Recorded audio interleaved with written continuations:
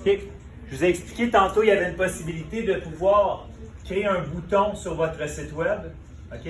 Un bouton ou un hyperlien. Un hyperlien, vous savez, c'est quoi? C'est une zone de texte cliquable. OK? Un bouton, ben dans Jimdo, on est capable de créer des boutons très facilement. Tout ce qu'il te faut, dans le fond, là, c'est un hyperlien pour pouvoir télécharger un fichier. Tu sais, quand vous téléchargez l'horaire ou l'échéancier des cours, OK, dans mon site, je fonctionne exactement comme ça.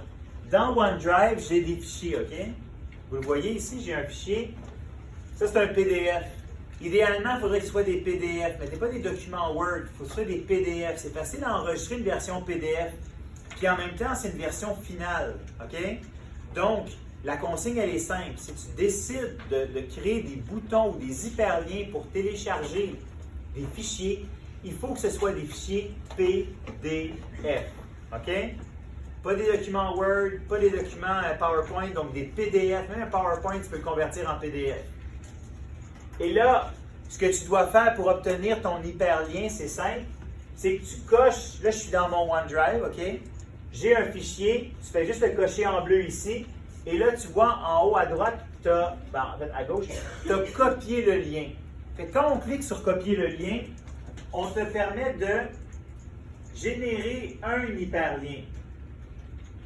Donc, tu peux soit tout de suite faire copier ici, puis tu l'obtiens. OK?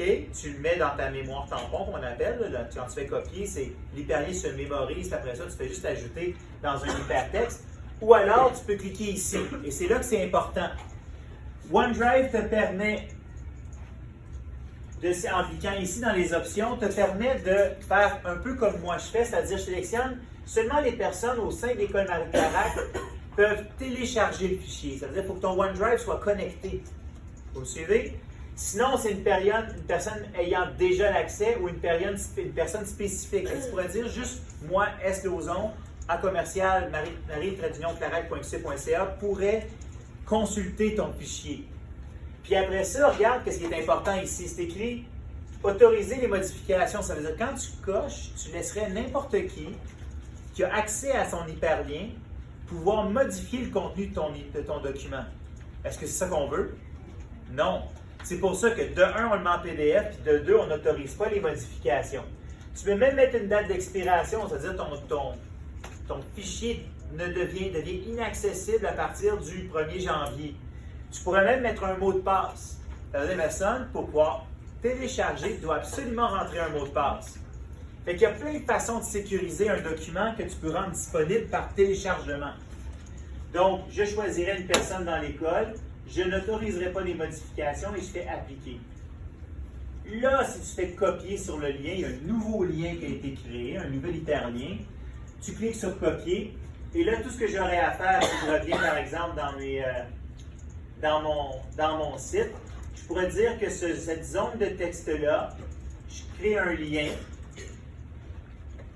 Et là, tout ce que j'ai à faire, c'est mettre dans lien externe. Je n'aurai qu'à écrire ici, faire copier, faire coller, CTRL-V.